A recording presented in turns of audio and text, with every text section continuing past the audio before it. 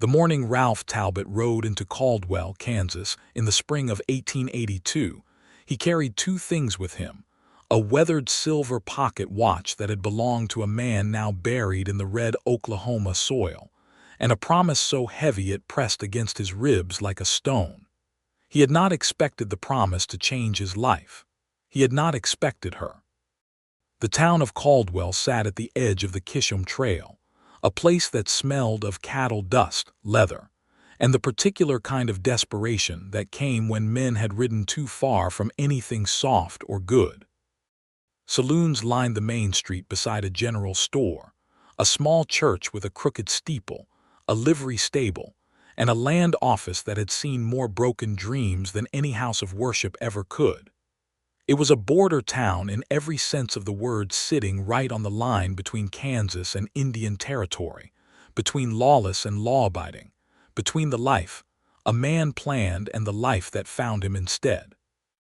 Ralph Talbot was 28 years old, broad through the shoulders, with hands that were rough from years of cattle driving and fence work, and dark brown eyes that, in certain light, looked almost black. He was not a man given to poetry or sentiment. He had grown up poor in Missouri, had come west at 16 chasing the kind of freedom that the frontier promised every young man with more grit than sense, and had spent the better part of 12 years learning that the frontier mostly delivered hardship with only occasional grace. He had been a trail hand for the Rocking W outfit before the drive went bad near Dodge City 2 years back. He had done a stint as a deputy marshal under a man named Jessup, who turned out to be more interested in bribes than justice.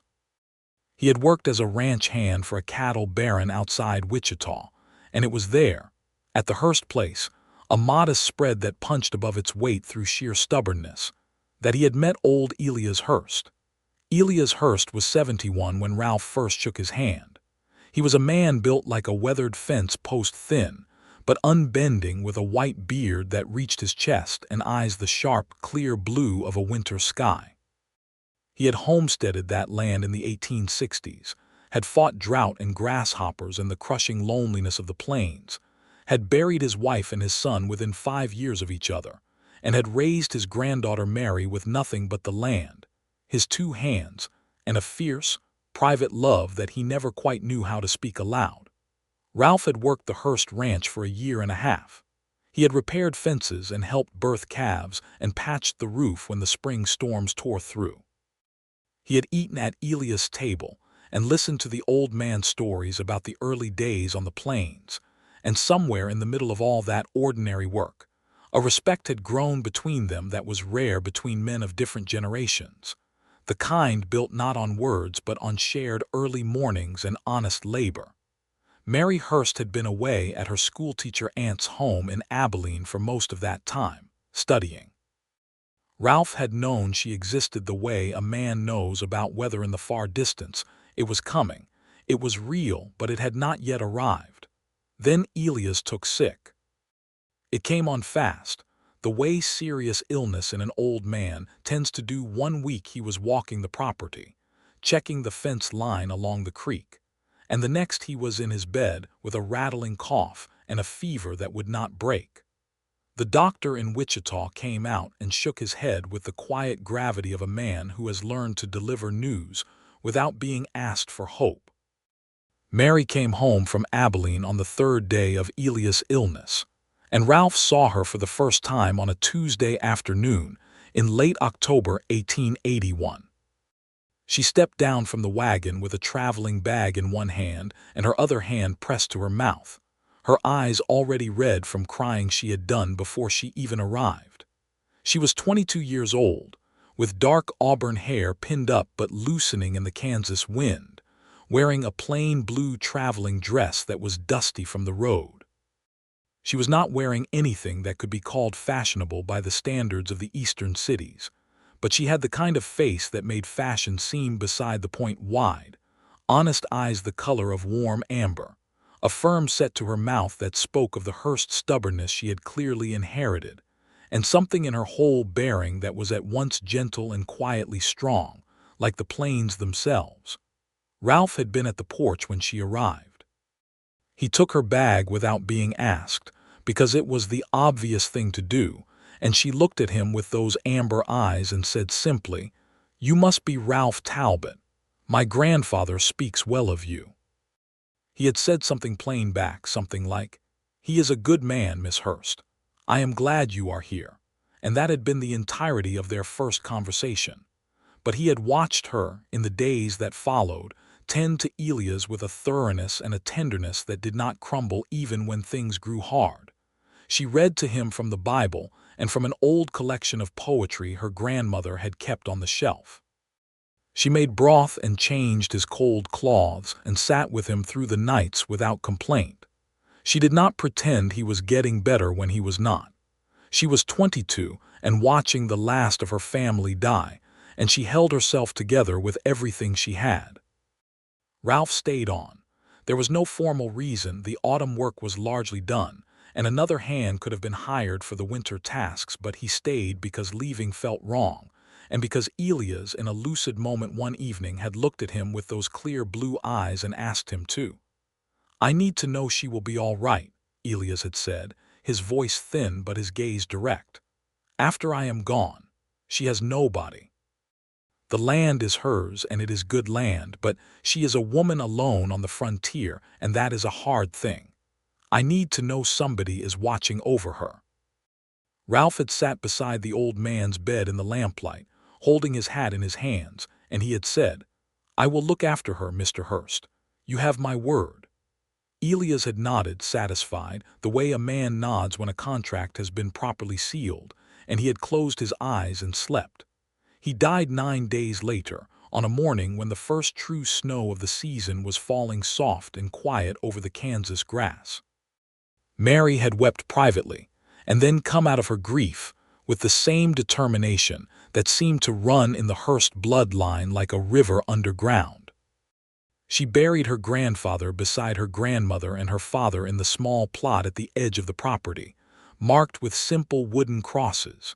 She thanked Ralph for staying and told him, quietly and without drama, that she understood if he needed to move on, that she would manage the ranch on her own. Ralph had looked at her standing there in the cold December air beside 3 graves, her chin up and her eyes clear, and he had thought about the promise he had made to a dying man, and he had also thought, though he would not have said this to anyone, that he could not imagine riding away from her. "I told your grandfather I would look after you," he said. "I aim to keep my word." She had looked at him for a long moment. "Mr. Talbot," she said, "I am not a woman who needs looking after." "No," he had agreed, "you are not, but your fence posts along the north pasture need replacing, and you have got a water pump that is about to give out, and I do not see anyone else lining up to help you sort those things out." Something shifted in her expression then, not quite a smile, but close to it. "That is a very practical reason to stay," she said. "I'm a practical man," he said, and so it began. The winter of 1882 settled over the Kansas plains like a thick wool blanket, gray and cold and unrelenting. Ralph stayed on at the Hurst ranch, sleeping in the bunkhouse that Elias had built years back when he had employed more hands. He repaired the fence posts and fixed the water pump, and helped Mary keep the remaining cattle through the cold months, which was harder than it sounded given the bitter winds that came down from the north and the ice that crusted the watering troughs every morning. They worked side by side most days, and it was in that working that they began to truly know each other. Mary Hurst was not what Ralph had expected from a young woman who had spent time at school in Abilene. She was not soft or delicate or prone to conversation about drawing-room niceties. She had grown up on this land, and she knew it, knew which spots flooded in the spring thaw, knew which of the cattle were prone to wandering, knew how to read the sky for incoming weather with a certainty that Ralph, for all his years on the trail, had to admit was impressive. She was also deeply, fiercely opinionated. They disagreed about almost everything in those first months, which Ralph later thought was probably the thing that made those months so interesting. She believed in paying her hands fairly and in treating the 2 remaining ranch workers, an older Mexican man named Ruiz and a young man named Tom, with the same basic courtesy due any person. Ralph agreed with this, but it opened a conversation between them about the inequalities he had witnessed on the trail. The way Mexican drovers were paid less for identical work, the way former enslaved men who had come west seeking a different life were given harder assignments and shorter rations, the whole grinding machinery of a frontier that promised freedom with one hand and withheld it with the other. "My grandfather always said that a man's worth is in his work and his character," Mary told him one evening, standing at the kitchen stove stirring a pot of venison stew. "Not in his name or his blood." Elias was right about that, Ralph said from the kitchen table, where he was cleaning a rifle piece by piece. "Most of the frontier does not agree with him. Most of the frontier is wrong," she said flatly. He had looked up at her then, the set of her jaw, the certainty in her voice, and felt something he would have been hard-pressed to name, but that settled warm in his chest. "Yes," he said, "it is." The ranch had debts, which Mary had not fully known about until she went through Elias' papers in January. Nothing ruinous, but real, a loan from the bank in Wichita, a note owed to a man named Garland who ran the local feed store, and a back payment due on a parcel of land to the east that Elias had acquired the year before he took sick. Mary spread all the papers on the kitchen table one morning and looked at them with a steady, unsentimental eye. Ralph came in from the cold, stomping snow from his boots, and she told him about it plainly and without preamble. He sat down and looked at the papers with her. "Spring drive," he said. "If we get the herd to Caldwell and the prices hold, we can clear the bank loan and put a dent in the rest." "I was thinking the same thing," she said. "It means hiring on a couple more hands for the drive." "I know, Ruiz knows who to ask." She paused. "Can you run a drive, Mr. Talbot?" He looked at her steadily. "I ran 5 drives up the Kishom." "Yes," she nodded. "Then we have a plan." "You are not going to argue about it," he said, slightly surprised. She raised an eyebrow. "Did you expect me to argue for the sake of it? I am stubborn, Mr. Talbot, not foolish. It is a good plan." He smiled at that, a full, genuine smile that he did not usually offer freely. And she saw it, and something in her own expression went quieter, more attentive, as though she had noticed something she had not quite clocked before. She looked back down at the papers. "I suppose you should start calling me Mary," she said, businesslike. "If we are going to plan a cattle drive together, Miss Hurst will become exhausting." "Mary," he said, and her name in his voice came out differently than he had intended, softer, more careful, and the kitchen went very quiet for just a moment. "Ralph," she said, matching him, and that was that. February brought a terrible cold snap that killed 2 of the cattle and caused the kitchen pipes to freeze solid for 3 days, during which Ralph and Mary huddled near the big iron stove with coffee and blankets, and, for lack of anything better to do in the evenings, talked. They talked the way people do when the cold has stripped away the luxury of small conversation and left only the real things. She told him about growing up on this ranch with Elias, about how her father had died of a fever when she was 8 and her mother of grief not long after. That was how Mary explained it, matter-of-factly, as though grief were a documented medical cause, which she believed it was. She told him about the year she had gone to Abilene, and the strange feeling of being in a town that had opera houses and millinery shops and ladies who discussed novels over tea, how she had enjoyed it, and also felt like a creature slightly out of its proper habitat. Ralph told her about Missouri, about his father who had been a drunk and his mother who had been relentlessly patient with both her husband and the world. He told her about the first time he had ridden out on a cattle drive, 17 years old and terrified and exhilarated in equal measure, about the way the Kishom Trail looked at dawn with 1,000 head of cattle moving through the grass and the sky going pink at the edges. "It sounds beautiful," she said. "It was brutal and dirty and the hours were impossible," he said. "And yes, it was beautiful." She smiled, and it was the first time he had seen her smile fully, not the near smile she offered occasionally, but the whole thing, which changed her face entirely and hit Ralph somewhere behind the sternum with a force that startled him. He looked away at the fire. He had made a promise to look after her. He needed to remember what that meant and what it did not mean. Spring came to Kansas the way it always did, in fits and starts, the warmth teasing and retreating, the grass going green in patches like a thought slowly becoming clear. The cattle drive preparations began in earnest in March.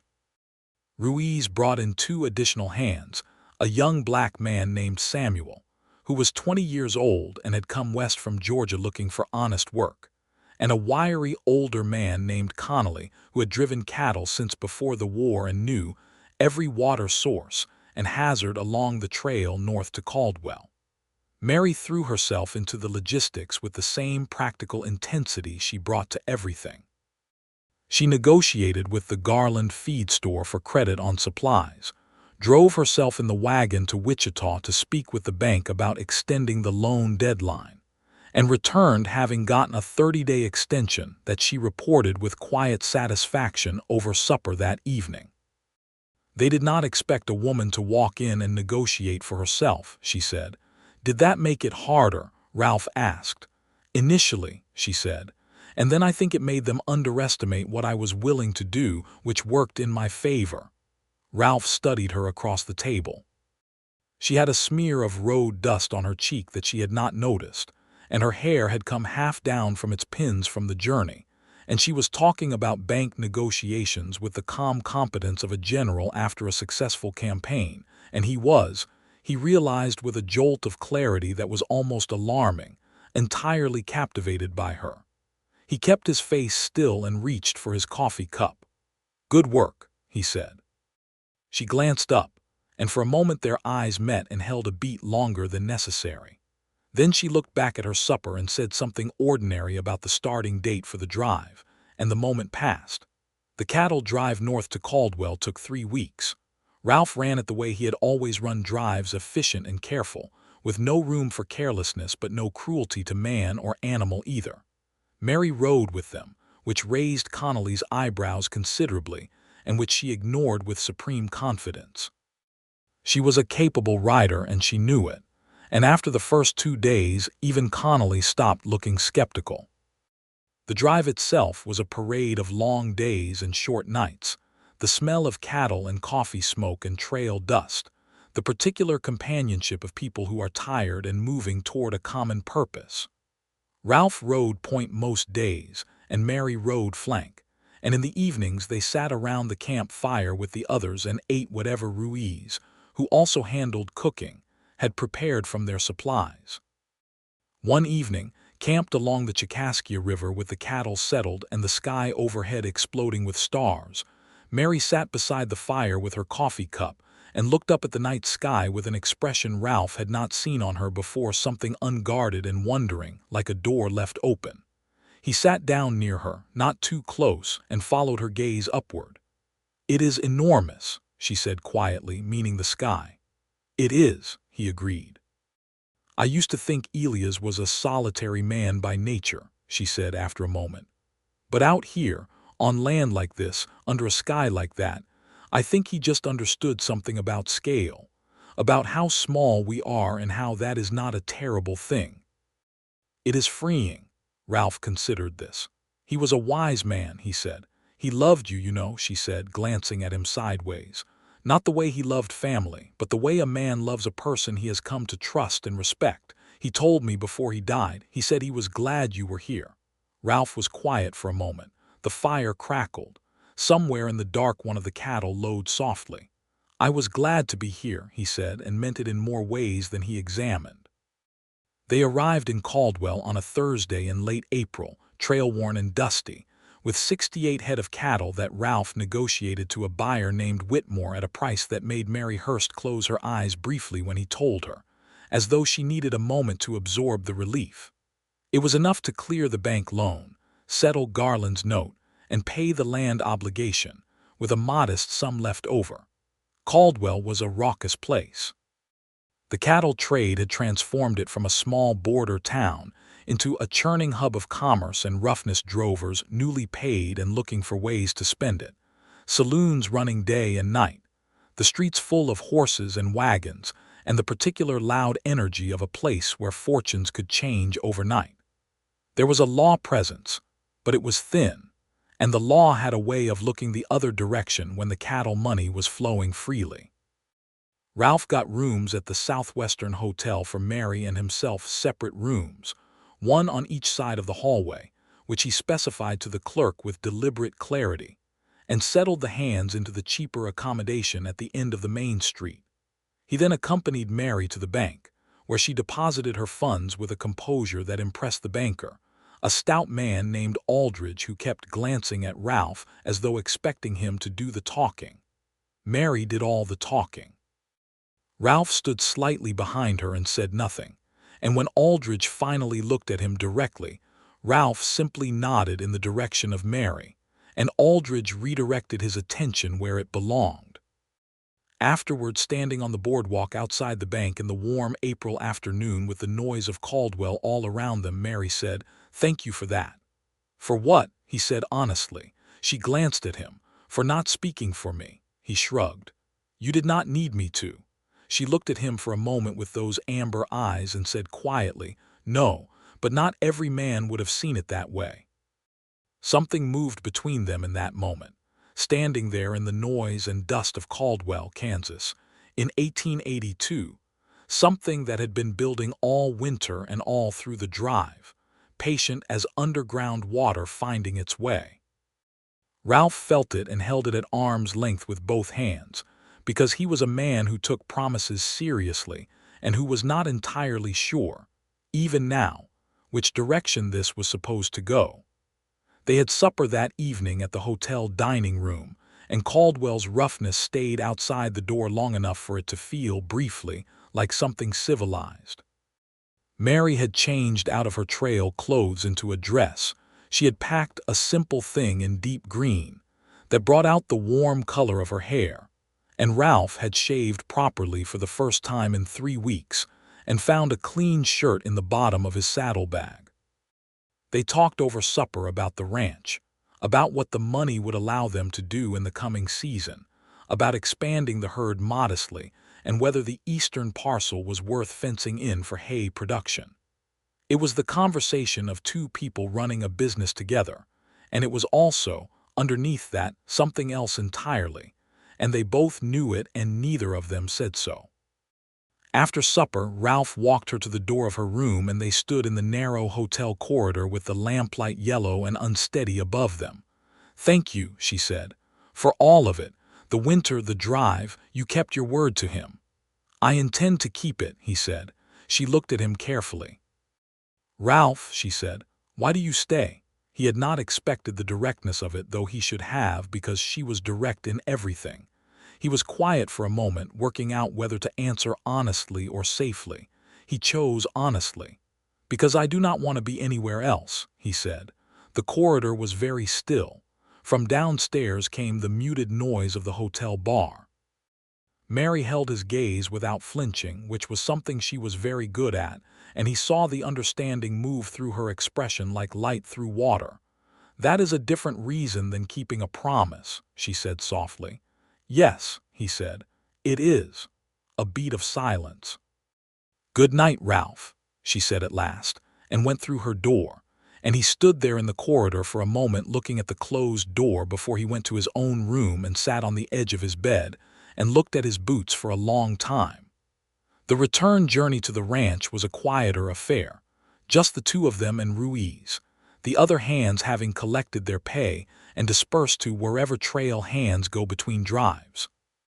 They traveled south through the grass country in the pleasant days of early May, and the landscape had done the thing it did in the Kansas spring, going lavish and green under a sky that was enormously, extravagantly blue.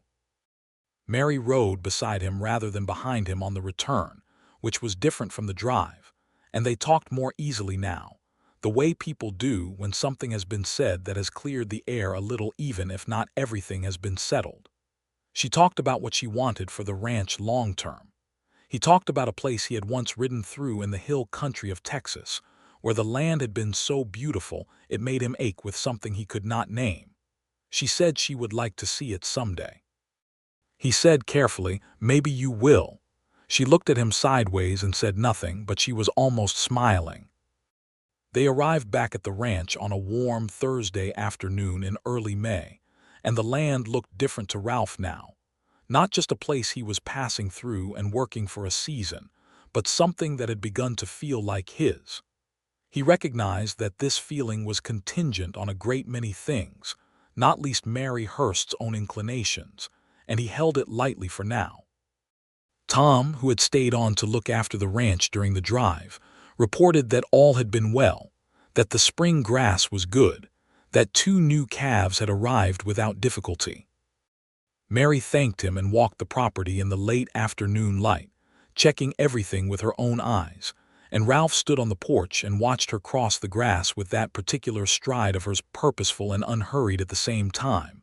And he thought about Elias' silver pocket watch in his vest pocket and about the nature of promises. He had promised to look after her. He was discovering, slowly and completely, that he wanted to do something considerably more involved than looking after. A complication arrived the following week in the form of a man named Douglas Hale. Hale was a land agent from Wichita, smooth and well-dressed by frontier standards, with the kind of professional charm that sits on the surface of a man like a coat of fresh paint. He rode up to the Hurst ranch on a Monday morning and presented himself to Mary with a card and a very practiced smile, claiming that he represented a group of Eastern investors interested in purchasing acreage in the region. Ralph was mending harness in the yard when he arrived and watched the exchange from a polite distance. Hale offered a figure for the ranch that was not negligible, though Ralph, who knew something about land values and cattle prices, thought it was roughly 2/3 of what the place was actually worth. Mary listened to the offer with her arms folded and her head tilted slightly, which Ralph had come to recognize as her evaluation posture. "The offer is not adequate," she told Hale pleasantly. Hale had recalibrated smoothly, offering a higher number and adding a various sweetener about the Eastern investors being particularly interested in her specific parcel. He was, Ralph noted, paying a great deal of attention to Mary in ways that went slightly beyond professional interest. "I am not selling," Mary said, "but thank you for riding out." Hale had glanced at Ralph then, with the particular look men gave each other when they were deciding whether someone was an obstacle. Ralph held the look without expression. "Perhaps I might call again when you have had more time to consider," Hale said to Mary. "My answer will be the same," she said, "but you are welcome to a cup of water before you ride back." Hale accepted the water and made polite conversation and left, and Mary came back to where Ralph was working and said, without preamble, "I do not trust him." "No reason to," Ralph said. "That offer was low and he knew it." "He was testing how well you knew your own land's value." "I know it very well," she said. "I know you do," he said. She picked up a piece of harness, turning it in her hands. "He will come back," she said. "Probably," Ralph agreed. "What do you want to do about it?" She was quiet for a moment. "I want to make sure there is nothing he can leverage. No gaps in the title, no outstanding obligations that could be used as pressure." She paused. Elias was not always meticulous with paperwork. "Then we should go through everything and make sure it is in order," Ralph said. "We," she said, and it was not quite a question. He looked at her directly. "If you want me to," he said. She held his gaze. "Yes," she said quietly. "I do." They spent 2 evenings going through Elias' papers in detail, and it turned out that Mary had been right to be cautious. There was a small technical issue with the deed on the eastern parcel, a discrepancy in the surveying notes that did not affect ownership but could, in the hands of a clever lawyer, be used to cloud the title if someone wished to cause trouble. Ralph recognized it for what it was because he had seen similar situations used as leverage in other land disputes during his time as a deputy. "We need a lawyer to file a correction," he said. "The nearest land lawyer I trust is in Wichita," she said. "Then we go to Wichita," he said. "Before Hale comes back." They rode to Wichita the following week, a journey of 2 days by wagon, and stayed at separate lodgings in town, and spent the better part of a day in the office of a lawyer named Pemberton, who was a tired-looking man with excellent judgment and a thorough understanding of Kansas land law. He agreed that the deed correction was necessary and straightforward, filed the appropriate documentation with the county recorder, and charged a reasonable fee. Coming out of Pemberton's office into the Wichita afternoon, Mary took a breath that was clearly one of relief, deep and quiet, and Ralph saw in her face the weight she had been carrying for months, the debts, the drive, the threat from Hale, the endless effort of holding together a ranch and a future on her own beginning to ease a little, like a fist unclenching. He acted without thinking. He reached out and took her hand. She went very still. He realized what he had done and began to withdraw his hand, but she turned hers over slightly and held onto it briefly, just briefly, and then let go, but the gesture had been deliberate. They walked to the wagon in silence. The Wichita street was busy around them, freight wagons and horsemen, and a group of cattle buyers deep in argument outside a hotel, but Ralph barely registered any of it. "Ralph," she said when they reached the wagon and he had helped her up. "Mary," he said, and his voice came out quiet and careful. She looked down at him from the wagon seat with those amber eyes, serious and undefended. "I am going to say something that is perhaps forward," she said, "and you do not have to say anything back." "All right," he said. "I do not want you to stay because you promised my grandfather," she said. "If that is the only reason, if it is duty and nothing else, I would rather know it now and have things be clear between us. I'm a grown woman and I do not need a keeper, but if there is another reason—" She stopped. Her chin came up slightly. "Then I would like to know that too." He stood beside the wagon in the Wichita street in the middle of May 1882 and looked up at her and said, "There is another reason." She waited. "You are the most remarkable person I have ever known," he said, simply and directly, because it was the truth and he had been carrying it long enough. "And I have been afraid to say so because I made a promise to a man who trusted me, and I did not want to be the kind of man who uses a trust to pursue his own advantage." Her expression did something complicated and then cleared. "Ralph Talbot," she said, "looking after someone and loving someone are not the same thing, but they are not mutually exclusive either." The word landed between them like a stone into a still pond, and the ring spread out from it in every direction. "No," he said slowly, "they are not." She looked at him for a long moment, the Wichita street and its business completely irrelevant to either of them. Then she said, "I think we should drive home and talk more about this." "I think that is a very good idea," he said, and climbed up onto the wagon beside her. The drive home from Wichita took 2 days, and they talked for most of them. Not the circling, careful conversation of the past months, but direct, honest talk, the kind that costs something but returns more. She told him she had been aware of her feelings for him since the firelit evenings of February and had spent significant time convincing herself it was merely gratitude, and that when she stopped being able to convince herself of that, she had filed it away under practical concerns because she had enough to worry about. He told her he had known since the morning in Caldwell when she had negotiated with the banker, which made her laugh, a real laugh, full and warm, and she said that was a peculiar moment to have a realization of that nature. "You were entirely yourself," he said, "not who anyone expected you to be or wanted you to be, just exactly who you are." It was, he searched for the word, clarifying. She was quiet for a moment, looking at the road ahead. Then she said, "I want you to know that I have thought about the promise you made to him.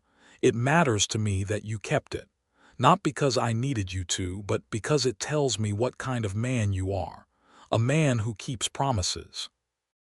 "I try to be," he said. "You are," she said quietly. "I have watched you for 6 months, Ralph. You are." They arrived back at the ranch in the warm, golden light of a late afternoon, and Ruiz and Tom were in the yard, and everything was as it should be, the cattle in the south pasture, the kitchen garden coming up green along the south wall of the house, the whole small, real kingdom of the Hurst ranch doing its ordinary business under the big Kansas sky. Ralph stopped the wagon in the yard and they sat there for a moment before climbing down, because the moment felt as though it deserved acknowledgement before it became simply the next day. "I would like to call on you properly," he said. "If you are willing." She looked at him sideways with something that was definitely almost a smile. "You live on my property," she pointed out. "The calling arrangement would be unusual." "Yes," he said, "but I would like to do it right." She considered this with that evaluating tilt of her head. "All right," she said. "Come to supper on Sunday and bring the pocket watch." He blinked. "What? The silver watch, Elias' watch. You carry it everywhere." She looked at him gently. "It was his, and I know you took it from him at the end. Bring it on Sunday and we will talk about him properly." He reached into his vest pocket and wrapped his fingers around the warm weight of it and nodded. Douglas Hale came back 2 weeks later, this time with a different approach. He had clearly done more research and arrived with a revised offer that was closer to fair, though still not quite there, and this time brought with him a companion, a man introduced as Mr. Furrs, who claimed to represent the Eastern Investment Group directly. Ralph was present for this meeting, standing at the edge of the porch with his arms folded, while Mary received the visitors at the front of the house. He said nothing. He did not need to. Hale's eyes moved between Mary and Ralph with an assessing calculation that Ralph recognized as the look of a man deciding whether the situation had changed from his previous assessment. He was right that it had. Mary heard the new offer out politely and declined it with equal politeness, citing that she had recently resolved all outstanding obligations on the property and had no intention of selling at any price. Hale's professional smile tightened slightly. He tried a different approach then, suggesting that a woman managing a ranch alone faced certain structural difficulties, that the market for cattle was unpredictable, that a lump settlement now was a security no amount of good seasons could guarantee. Mary said, "I am not alone, Mr. Hale, and the ranch is not for sale." Furrs said something about the offer being time-limited, and Mary said pleasantly that she understood, and then she thanked both men for their time and the conversation was clearly over. Hale looked at Ralph once more and Ralph held his gaze steadily, and then the two men left. When they were gone, Mary turned to Ralph and let out a long breath. "They will not be back," she said. "No," he agreed. "You made the position very clear." "We made it clear," she said, and looked at him with those warm amber eyes. "We," he agreed and smiled. Summer arrived in full voice, hot and bright and enormous over the plains, and the Hurst ranch moved into its best season. The cattle were healthy, the grass was good, the eastern parcel was being fenced for hay production as planned, and there was a feeling over the whole place of things moving in the right direction with purpose and momentum. Ralph and Mary had settled into something that was still finding its shape, but that had a warmth and a rightness to it that he had never experienced with anyone else. He took supper at the house most evenings now, rather than eating separately in the bunkhouse, and they sat on the porch afterward in the long summer evenings and talked, or were quiet with equal comfort.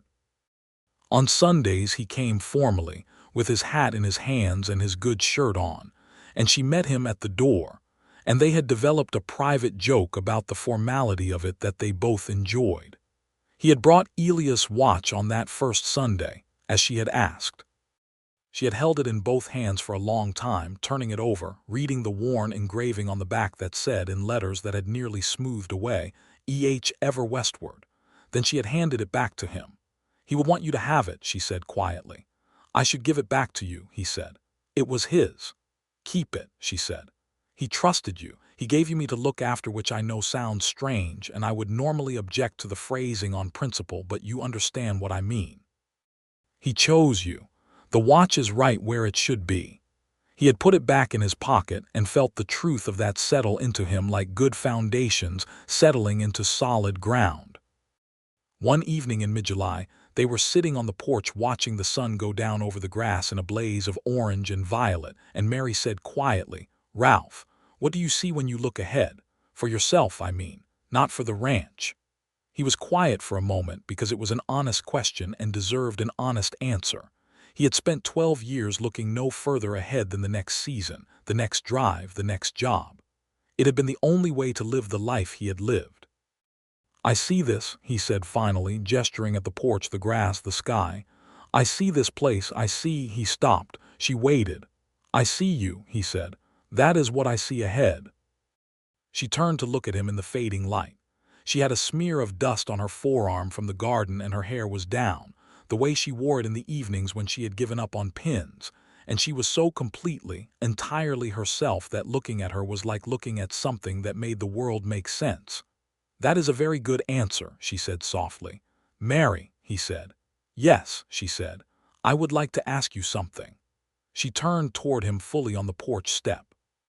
He reached into his vest pocket and brought out the silver watch, not to give her, but to hold, the way a man holds something that anchors him, and then he looked at her directly and asked her to marry him. He did not dress it up. He said it the way he said most things, plainly and directly, and with his whole meaning in it. He said that he had come to this ranch to keep a promise, and that somewhere in the keeping of it, he had found something he had not known he was looking for, and that she was the only person he had ever met who made the future seem like somewhere he actually wanted to go, and he would be honored beyond what he could adequately express if she would marry him. She was quiet for long enough that his heart did something irregular and complicated in his chest. Then she said, "You took that promise considerably further than my grandfather expected, I think." He almost laughed from the relief of her tone. "I expect he would approve," he said. "I expect he would," she said softly, and smiled that full, transforming smile, and said, "Yes, Ralph, I will marry you." He let out a breath that carried the tension of months with it, and she reached out and took his hand in both of hers, and they sat together in the last light of the July evening, with the Kansas sky going deep purple above them and the grass moving in the warm wind, and it was the best moment of Ralph Talbot's life. They were married in September 1882 in the small church with the crooked steeple on Caldwell's Main Street, because Mary's family had attended that church when they came into town, and it felt right to have the ceremony there. The minister was a calm, sensible man named Pastor Weir, who did not seem troubled by the lack of extensive ceremony or by the fact that the wedding party was small. Ruiz and Tom were present, and Samuel, who had come back to work the ranch for the summer, and a woman named Adeline Marsh, who ran the dry goods store in Caldwell, and who had become something of a friend to Mary in the months of the drive and the land business. Mary wore a dress she had made herself from fabric she and Adeline had chosen together, a warm cream color, simply cut, with small buttons down the front, and she came into the church on her own 2 feet with no one to give her away, because the person who might have done that was buried on a hill overlooking the ranch he had built, and she thought he would understand. Ralph stood at the front of the church in his cleanest clothes, which were not elegant but were well kept, and when Mary walked through that door in the September light with her chin up and her amber eyes bright, and that full smile on her face aimed directly at him, he gripped the front of his coat for a moment just to have something to hold. Pastor Weir said the words and they said the words back, and when it came to the part where Ralph could take her hands in his, he held them carefully, her hands that were not soft and fine but were strong and capable, and had worked this hard frontier life alongside him, and said his vows to her as though they were the most important thing he had ever said, because they were. Outside the church afterward in the bright September afternoon, Adeline Marsh had organized a modest celebration. There was food, and there was music from a man who played fiddle with more enthusiasm than precision, and there was the particular joy of a small community that has had a good thing happen in its midst. Ruiz gave a short toast in Spanish that he also translated himself, which was that a man who keeps his word to the dead will be blessed by the living, and that the land knew what it was doing when it brought these 2 people to the same place. Everyone raised their glasses. Ralph stood beside his wife, a word that sat in his mind with a weight and a warmth he was still getting used to, and thought about a dying old man in a cold room in the Kansas winter, and about the nature of promises, and about the extraordinary way that doing the right thing could lead you somewhere so far beyond what you had imagined. He reached into his vest pocket and touched the silver watch for a moment. Then he put his arm around Mary's shoulders and felt her lean into him slightly, the way a person leans into something solid and trusted, and he held her there in the September afternoon and felt something he recognized, after a moment, as complete. The first winter of their marriage was different from the previous one, warmer in all the ways that mattered, though Kansas delivered its customary cold with full commitment. They were in the house together properly now, which changed the texture of the days entirely. Mary kept her same habits and her same strong opinions and her same practical approach to everything, and Ralph found that these things did not diminish in intimacy, but expanded. There was more of her to know up close, more detail to the person who had already interested him so entirely. They argued sometimes real arguments, the kind that came from two strong-willed people with genuine convictions living side by side about ranch decisions, and about larger matters, about the ongoing conflicts between the cattle interests and the homesteaders, about the treatment of the Osage and Cherokee people in the Indian Territory just across the Kansas border, whose lands were being steadily encroached upon by a system that called it progress. Mary had passionate views on justice, and Ralph's own experience had given him practical knowledge that she sometimes lacked, and they came at things from different angles and sometimes disagreed sharply and always, eventually, worked it through. "You are remarkably difficult to argue with," she told him once, in the good-humored way she had of saying things that were genuinely critical. "Because I am usually right," he said. She threw a dish towel at him. He caught it. "I was going to say because I listen," he said. She paused. Then she said, "That is fair, you do listen. It is one of the better things about you." "One of them," he said. "Do not push it," she said, but she was smiling. In the spring of 1883, Mary told him she was expecting a baby. She told him in the kitchen on a Tuesday morning, with the directness she brought to all important information, and he sat down slowly in the kitchen chair as though his legs had made a unilateral decision, and then he stood up again just as quickly and crossed the kitchen and took her face in his hands and looked at her with an expression he could not have described, but that she seemed to read perfectly. "You are all right," he said. "You are well, I am well," she said. "And happy, are you happy?" He kissed her forehead and then her mouth and said, against her hair, "I am so much more than happy that I do not have a word for it." She laughed softly, and held on to him in the morning kitchen with the spring light coming through the window, and the ranch beyond the glass was green and alive and entirely theirs. That summer was full and busy and beautiful. The ranch was doing well, better than it had done in Elias' later years, partly because Ralph had brought in sound cattle management practices from his years on the drives, and partly because Mary had an instinct for the land that was almost uncanny. They hired on 2 more permanent hands, making the operation properly functional rather than just surviving. Adeline Marsh came out from Caldwell every few weeks, and she and Mary had long conversations on the porch that Ralph was not invited to, and which resulted in Mary being in very good spirits, so he considered Adeline an ally of the best kind. Samuel, who had proved himself a reliable and hard-working hand over the past year, asked Ralph one afternoon whether there was a possibility of a more permanent position on the ranch.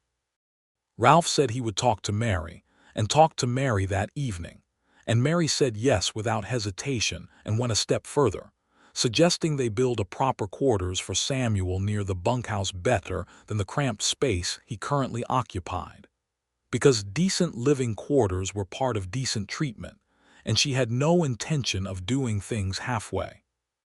Ralph agreed, and they built it in June, working alongside Ruiz and Tom, and when it was done Samuel stood looking at it for a long moment and then turned to Mary and said simply, "Thank you, Mrs. Talbot," and the sincerity in his voice was something that stayed with Ralph for a long time.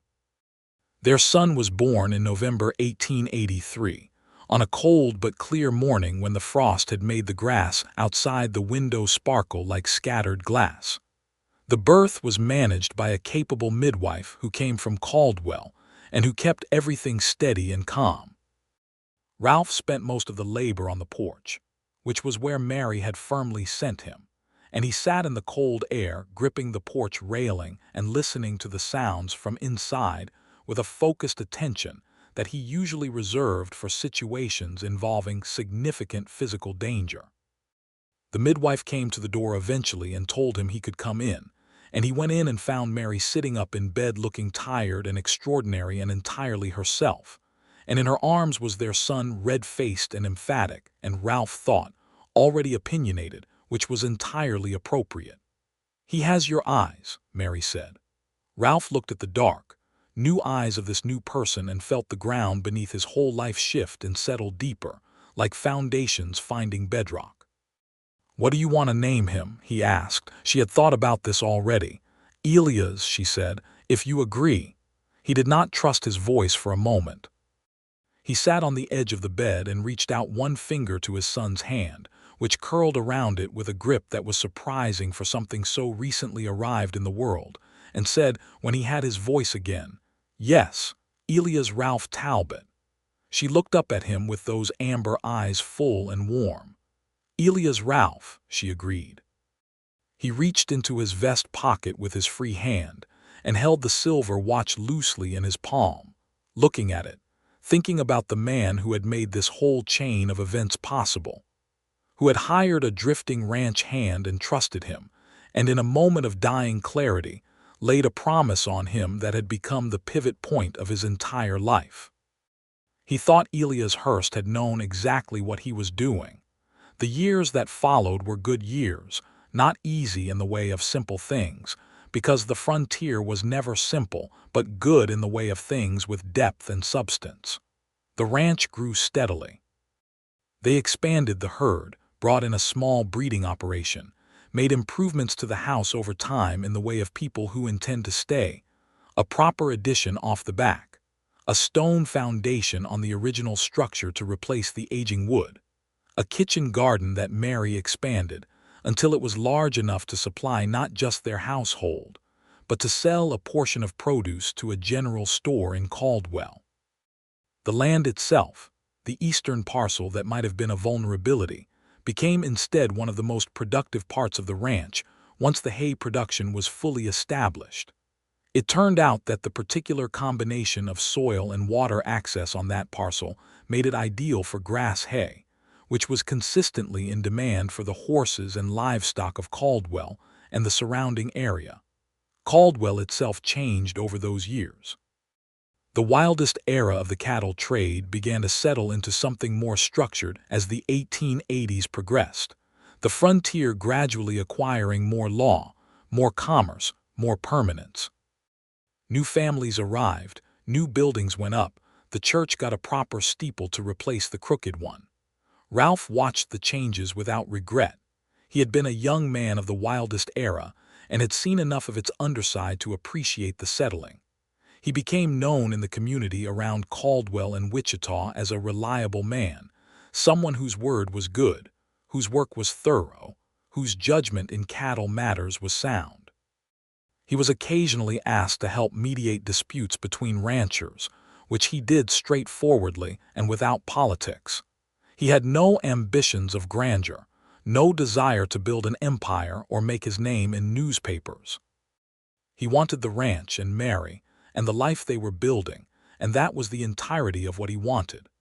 Douglas Hale came back one more time in 1884, but it was not to buy the ranch. He had apparently abandoned that scheme and was now working in land title insurance, which was a sign of either development or retreat. Ralph was not sure which. He stopped by politely and seemed genuinely different from the smooth operator of 2 years before, more settled, less calculating. Mary made him coffee and they talked for half an hour, and when he left she said he seemed like a man who had decided to try being honest for a change and was finding it more comfortable than expected. "You are very generous in your assessments," Ralph said. "I try to be accurate rather than generous," she said. "There is a difference." In 1885, their daughter was born. They named her Clara Margaret Talbot Margaret for Mary's mother, and Clara for no reason except that when Mary said the name while looking at this new face, it seemed exactly right. Clara came into the world with auburn hair already visible, and a set of lungs that left no ambiguity about her intentions. And from the first, she had her mother's amber eyes and her mother's quality of absolute attention. When she looked at you, you felt looked at. Young Elias, who was 2 years old and walking in the confident, slightly dangerous way of 2-year-olds, regarded his sister with an expression of deep consideration for the first few days, and then apparently decided she would do, because he became fiercely protective of her thereafter. Ralph sat in the rocking chair on the porch one evening in the summer of 1885 with Clara on his arm, and Elias sitting on the porch floor doing something earnest with 2 sticks, and Mary beside him with her coffee cup, and the Kansas evening spreading out before them in all its vast, quiet beauty, and he thought about the 18-year-old he had been riding out of Missouri with more grit than sense, and the 12 years of trail work and deputy duty and ranch hand seasons, and how none of it had seemed to be going anywhere in particular, and how it turned out it had been going here, to this porch and these people and this life. He said as much to Mary, stumbling slightly over the articulation of it because he was not a man who found it easy to be poetic. She listened to him fumble through it with the fond, precise attention she gave to everything, and when he had finished she said, "My grandfather used to say that a man's path is not straight, but it ends where it is supposed to." She looked out at the evening grass.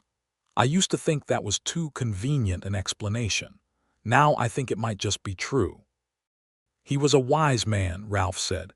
"He was," she agreed and looked at him sideways, soft and warm. "And he chose well." He reached over with his free hand and took hers where it lay on the arm of her chair, and she turned hers to meet his, and they sat together in the evening with their children and their land and the enormous sky, and everything was settled and clear and entirely good.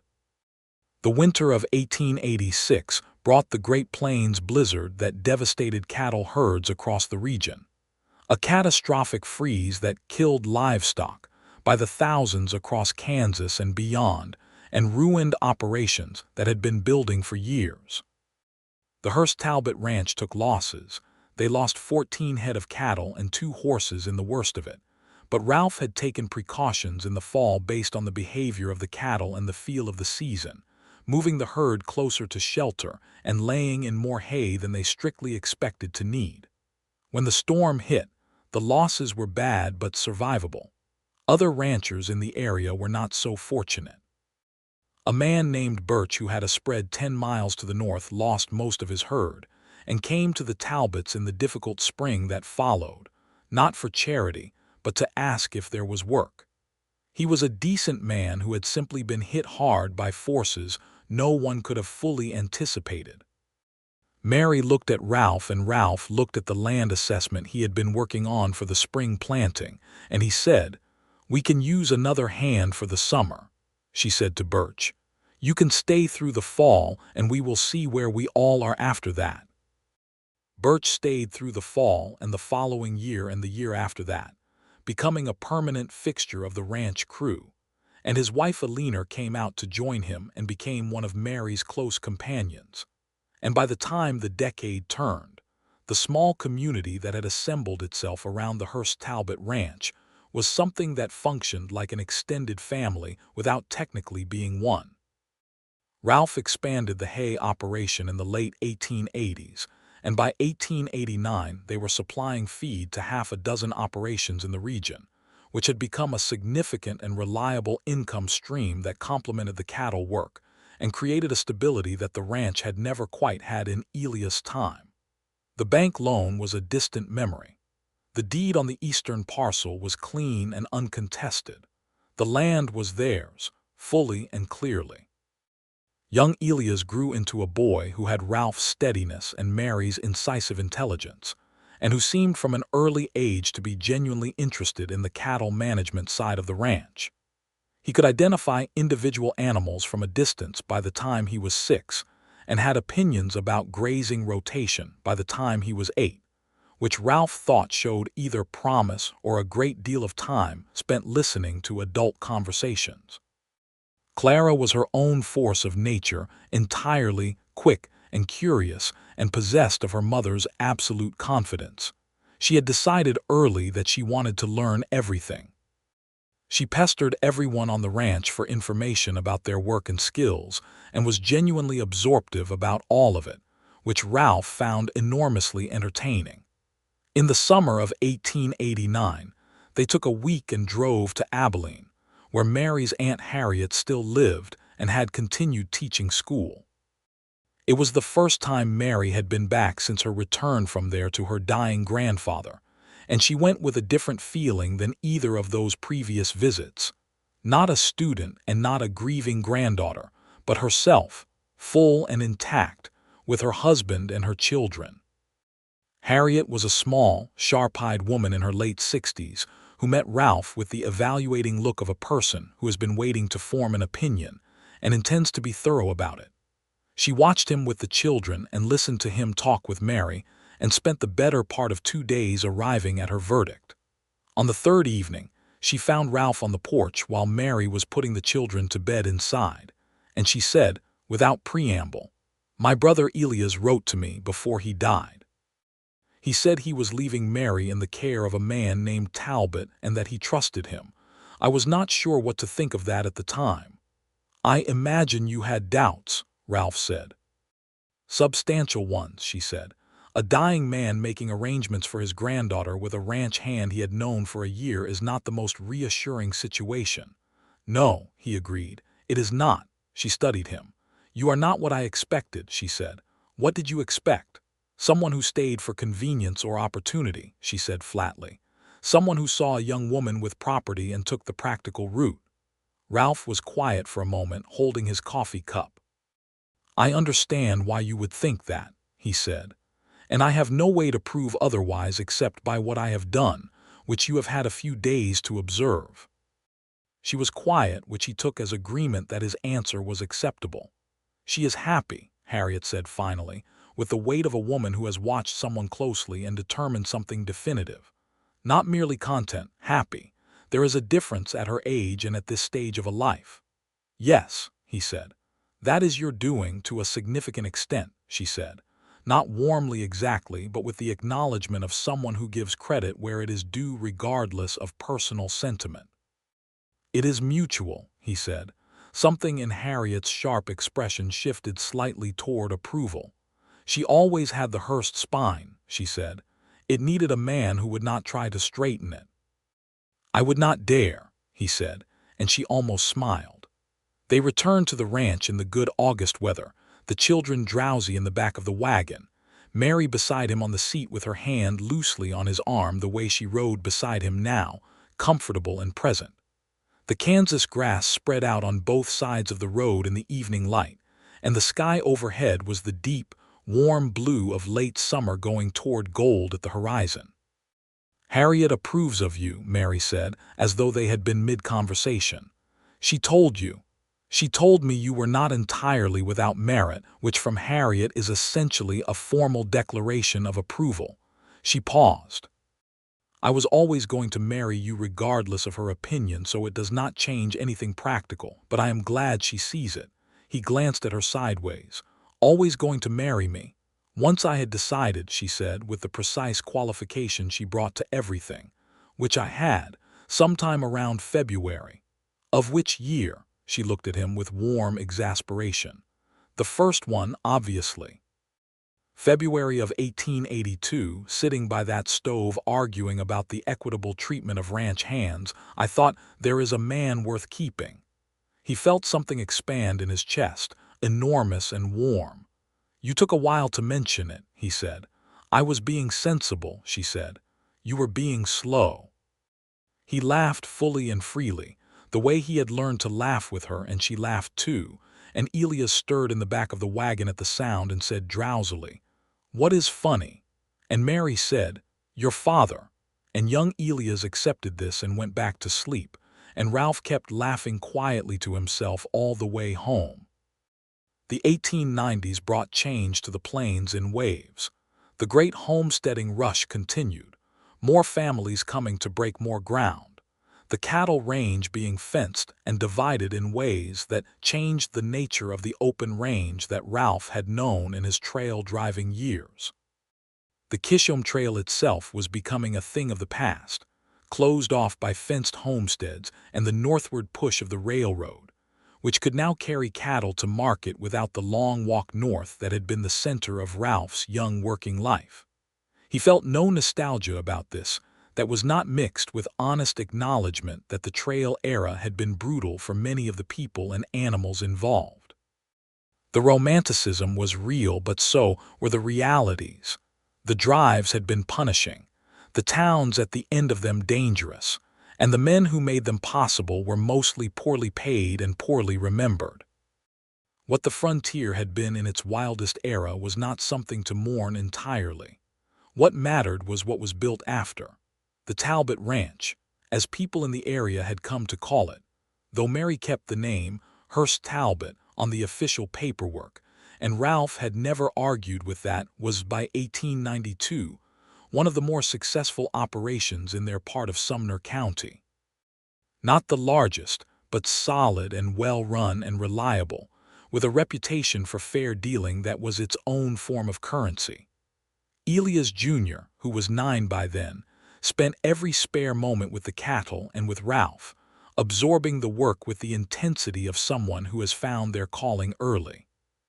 He was a quiet boy, careful and thorough, with a sense of humor that showed up unexpectedly in the middle of serious conversations, which Ralph recognized as a quality both he and Mary shared. Clara, 2 years younger, had developed a passion for the kitchen garden and for reading anything she could get her hands on. Mary had established a correspondence with a bookseller in Wichita who sent packages out twice a year, and Clara treated the arrival of these packages with the ceremony they deserved. She was also, increasingly, interested in the land records and the business side of the ranch, which surprised no one who had observed her from infancy. One evening in the autumn of 1892, Ralph was sitting at the kitchen table doing the quarterly accounts when Mary came in from checking the cattle. She still went out herself, not because it was strictly necessary, but because she liked to, and sat down across from him and said, "I want to tell you something." He looked up. "I have been thinking about Elias," she said, "my grandfather. Not about missing him, which I always do, but about what his life was actually like, what it cost him and what he got from it." She folded her hands on the table in the way she did when she was thinking carefully. He was a brave man and he built something real, but he was also very alone.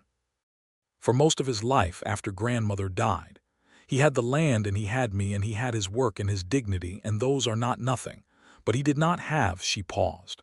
"This," Ralph said. "This," she said, meaning the lit kitchen and the children asleep down the hall and the accounts on the table and the whole accumulated specific weight of their life together. "No," Ralph said, "he did not." "I think he knew that," she said. "I think that is partly why he made you promise. Not just because he needed someone practical to be there, but because he understood what he was missing and he wanted better than that for me." Ralph was quiet, turning this over. "He told me in those last days," she continued, "that his one regret was that he had not let himself need people enough. He had been too independent for too long and had let things go past that should not have. He said it was his worst flaw and he had been too proud to fix it." She looked at Ralph across the table. "You are not like that." "I try not to be," he said. "You are not," she said firmly. "You let yourself need, you let me need. That is not a small thing, Ralph."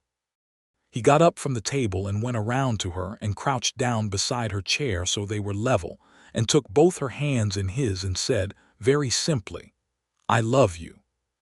You and the children and this ranch and the life we have made, all of it. There is nothing I want beyond this." She looked at him for a long moment with those amber eyes that had stopped him in his tracks 10 years ago and had been doing it every day since. Then she said, "Good, because I intend to keep you here for a very long time." He kissed her hands and then her mouth, and she curled her fingers around the lapels of his jacket the way she did, pulling him close. And in the lamplight kitchen of the ranch that had started as a deathbed promise and become the architecture of his entire life, Ralph Talbot held his wife and felt the truth of what she had said, the deep, anchored, particular rightness of having arrived at the place you were supposed to be. On the morning of their 10th wedding anniversary, in September 1892, Ralph woke before dawn and went out to the porch in the cool dark and stood looking at the Kansas sky lightening in the east. The stars were still visible overhead, the same stars that had been above that first cattle drive camp on the Chicaskia River, when Mary had said the sky was enormous and he had agreed. He reached into the pocket of his coat and took out Elias' silver watch and held it in his palm, reading the inscription by the growing light. E.H. Ever Westward. He thought about Elias making that promise to himself once, the commitment to push forward, to build something in the new country, to persist.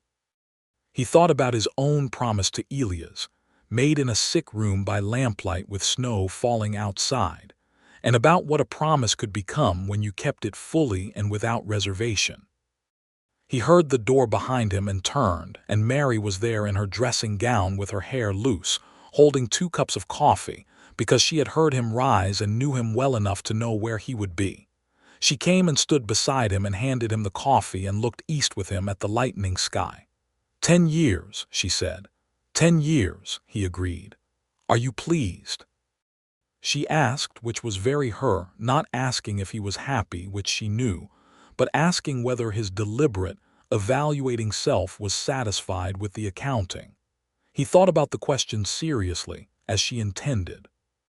He thought about the ranch and the children and the community around them and the life they had built from a deathbed promise, and the long Kansas winter and 2 stubborn people finding each other across the distance of their own reservations. More than pleased, he said at last. Grateful. Every day, genuinely grateful. She leaned her head against his shoulder, the particular angle that they had found years ago and that remained, somehow, exactly right, and looked at the horizon with him. He knew, she said softly, Elias, he knew what he was doing when he asked you. I think he did, Ralph said. He was a perceptive man. He was, she said. He loved me enough to know what I needed and wise enough to recognize it in you before I had the chance to. She paused, though I would have gotten there on my own eventually. No doubt, he said, smiling. I just might have made you wait a bit longer. The February timeline was already slow enough, he said. She laughed quietly and lifted her head and looked at him with everything he had ever wanted to see in someone's eyes looking at him, love and respect, and the particular deep recognition that comes only from truly knowing a person over time and choosing them anyway daily, in all the ordinary and extraordinary moments. Happy anniversary, Ralph Talbot, she said. He raised his coffee cup. Happy anniversary, Mary Talbot. She touched her cup to his, and they stood together in the early morning of the Kansas plains as the sun came up over the grass in a long, slow, golden spill of light that reached all the way to the horizon, illuminating everything. The land and the house and the small wooden crosses on the hill that held the people who had come before, and the yard below where Elias Jr. would come running out in an hour demanding breakfast, and the garden where Clara would go before school to check on her late-season plants. And all the days ahead of them, full and specific and real. Ralph put his free arm around his wife's shoulders and felt her settle against him, and looked out at the morning of this life that a dying man's trust and his own promise had set in motion, and thought that Elias Hurst had been entirely right about one thing above all others. Some things turned out better than you could have planned for. The silver watch was warm in his coat pocket, keeping its own quiet time, and the sun rose higher over the Kansas plains, and everything that mattered was here.